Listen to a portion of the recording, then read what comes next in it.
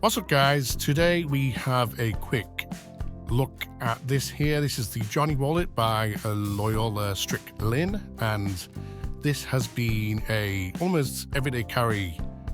I'm going to call it a cult classic for a long time now online, and a wallet that I first fell in love with probably 5, 6, 7 years ago now, and that's mainly because this thing ages beautifully. And the main selling point is when you see the before and after this wallet's been used, and the rich Patina, these wallets develop over a long period of time, and that's sort of why people like that. You guarantee that the people who have purchased a wallet like this are just trying to get to a point where that wallet is well worn in and whatnot. So this will be a quick review simply because this is a pretty easy wallet to talk about and explain, really. And I've got a couple of others here to go through, different colors as well, and there are different models and types online that I will talk into. So there's this standard version here, and there's a mini version as well. So how does this wallet work? Well, essentially it's just a single slot pouch that you have this little tab of leather that would hold everything in place like that. In this front section here, you can take a decent number of cards, 1, 2, 3, 4, 5, 6 cards here. That slots into there like that.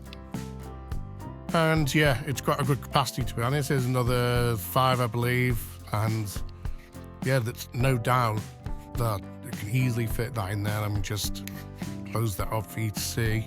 Yeah. So yeah, I mean, obviously the more you store, the more fiddly it's going to get to be able to access the card, but there's enough room in there where you can maneuver the cards quite easily between your fingers, so that's not an issue. So yeah, it's as simple as that, really. Cards go in that main slot there. You can get other items in there. You could probably get a key, or I wouldn't put any coins in, but you could get a key and your receipts and some notes folded up in there. But the back section is actually designed for notes here, and it's quite clever the way they've done this. So basically, you take your notes, you lob them in there like that, and they lie flat upwards like so. And try to squeeze it in like that. You see how that works, so then you would kind of close it off like this. And yeah, when you want to use your cash, you just open it, and then you can, fan through the cash, pull one out, pay, you can change, and nicely stick it back in. Really cool, interesting way of doing it. They've basically managed to stick in a full width, cash slot, which you would expect in a classic, typical bifold, but in this design here. So it's a really cool design, really cool wallet. So yeah, what do I have to say about this wallet? Well, I mean, it's obviously not the most functional wallet in the world. You've got 2 slots, but it's really, you're paying for this design and quality, really. All these wallets from Loyal Stricklin are handmade. This one here uses some really high quality leather, Pubello. I don't know if I'm pronouncing that right, but it's from an Italian tannery. You can see how beautiful the grain is. Let's get close up to that. Completely, unique texture on each wallet due to the imperfections of this being real cowhide, a real, full grain thick leather, and you can see how thick it is, and that's what results in that patina that would develop over time. So yeah, really great in terms of the quality, and it comes in a variety of different leathers as well. Some from Halloween, which is that famous tannery from Chicago.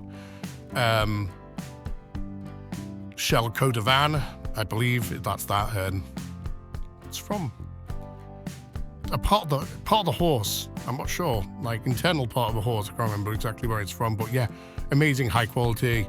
And then yeah, a bunch of different ones. Alligator leather is an option as well. Let's quickly just have a look at these different colors, what I have in stock. So this is the black version. Again, beautiful leather there. It's kind of got this gray on the underside. Lovely stuff. And then this one, I believe this is the standard version. This is sort of like got a glossier sort of leather. It's a tad thinner, I believe, the cut. So yeah, that's that one. And I might as well, it looks good when you put them all together like that. Sick. One thing I forgot to mention with the Johnny Wallet is its stitchless design. And as you can see, there is no stitching on any of the leather all the way around it. It's almost like an origami wallet, where basically the whole wallet is sort of secured just by flaps, like, you know, intersecting and cleverly placed. For example, as you can see, let me just take these cards out. As you can see, this slat, little bit of leather here is secured basically through this little design here, where it kind of hooks under and stops it from falling out. Now, the stitchless design has a few advantages. First of all, it's I think it looks a lot cleaner, personally. If you compare that to, let's say, the Belroy note sleeve here, where you can see the stitching on the side there and the stitching all along in there.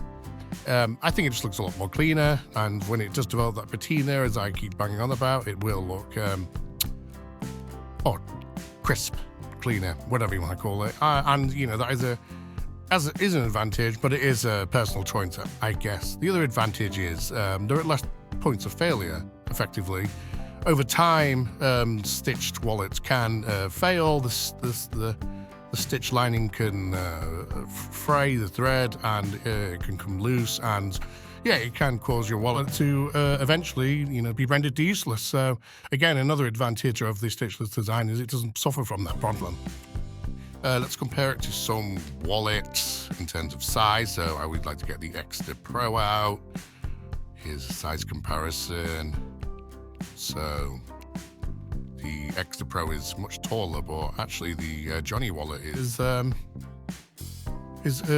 bigger width. Thickness, about the same, I'd say. About the same there, yeah. Let's have a look at the Belroy note sleeve. Again, that bang on the same height, I think. And again, in this case, the Belroy is much wider. Again, thickness is similar, but obviously this is without any carton, so it's hard to really know. Let's do what we got next here. Another Belroy, the Belroy card pocket, a slimline minimalist zip wallet. Quite a decent wallet. I'll be reviewing that very soon. They're similar sizes in height and width, to be honest. They're about the same size, aren't they? Same thickness as well. So, what's the costing of these wallets? Well, the standard version, which is this one in this case, will set you back, I think, $65.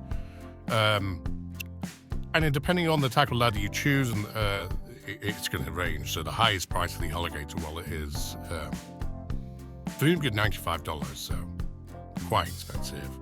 And these slightly higher quality, I don't think they are high quality, but it's a different type of leather, and that's factored into the price. These ones will set you back, I think, around $80, $85, but I will correct that on the screen if I'm wrong there. So yeah, I wanted that to be a quick review there, guys. Definitely a wallet to consider if you love this sort of like vintage leather sort of aesthetic, and you love it when wallets develop that, you know, rich patina over time. The more you use it, the more beautiful it looks, and the more shine the leather is, and it darkens, and it creates its own unique texture and color. It's fantastic. So yeah, I'm going to leave some photos up of these wallets when they've sort of developed that patina, just so you can get a look and fall in love with it yourself. But yeah, anyway, thanks for watching, guys. Please like, comment, subscribe if you like these videos, and yeah, I will see you for the next review very shortly.